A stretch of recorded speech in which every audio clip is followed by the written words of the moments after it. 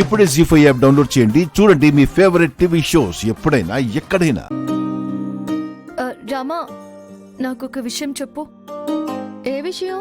మా పెళ్లి కుదిరితే నీకెందుకు అంత ఆనందం అంటే సర్ప్రైజ్ అన్నావు కదా, ఆ సర్ప్రైజ్ ఏంటి? ఓహో, దాని గురించా? ఏం లేదులే. లేదు, ఏదో ఉంది. ఏంటా అని నాకు అదే ఆలోచన అయిపోయింది. చెప్పు, ఏంటది? ఆ, అదేం లేదు ఆద్య, ఊరికే జోక్ చేశా. నాతో అబద్ధం చెప్పకు. నాకు కూడా చెప్పకూడని విషయమా? ఆ, అలా ఏం లేదు. మరి చెప్పు. ఏంటి ఇప్పుడు నీకు అది తెలియాలి అంతే కదా? నువ్వు మా బావ ప్రేమించుకున్నారు కదా. మీ ఇద్దరి ప్రేమని కాదనకుండా మా నాన్న ఒప్పుకొని పెళ్లి చేస్తున్నారు. అంటే ప్రేమించుకుంటే పెళ్లి చేయడానికి మా నాన్నకి ఏ అభ్యంతరం లేదు అనే కదా? అవును. అప్పుడు నేను మా కోచ్ సార్ని ప్రేమిస్తున్నాను కదా.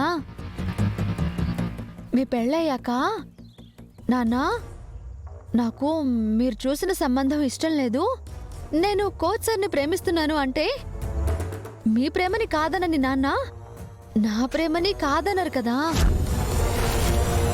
అదే అదే నా ఆనందం. అసలు మీ సార్ నిన్ను ప్రేమిస్తే కదా నువ్వు పెద్దనాన్నతో చెప్పడానికి, ఆయన ఒప్పుకోవడానికి లేని ప్రేమనే ఉందని నువ్వు ఊహించుకుంటున్నావు. నేను నీతో చెప్పలేకపోతున్నాను. ఈ విషయం తెలియక ఇంత ఆనందపడుతున్నావా రామా?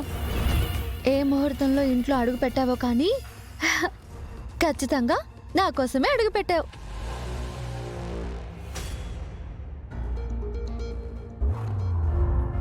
ఏరి వీళ్ళిద్దరూ ఒక్కచోట కుదురుగా ఉండరు కదా. ఆద్యా, రామా, మనస్ఫూర్తిగా చెప్తున్నాను ఆద్య,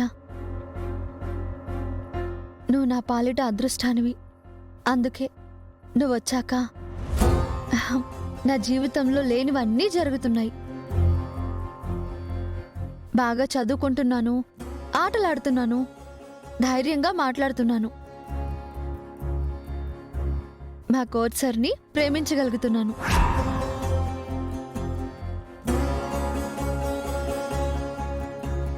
అవన్నీ నీ వల్లే కదా, నువ్వు రావటం వల్లే కదా. అందుకే నువ్వు నా అదృష్టానివి. అయ్యో రామా, మా పెళ్లి చేస్తున్నట్టుగా మీ పెళ్లి చేస్తారని ఎలా అనుకుంటున్నావు? కోచ్ సార్ నిన్ను ప్రేమించట్లేదు. ఏం చేయాలి? ఈ నిజం నీకెలా చెప్పాలి? నీకోసం నువ్వు పుట్టావనుకుంటావు కానీ నా కోసం పుట్టావు. నా ప్రేమని గెలిపించడానికే పుట్టావు.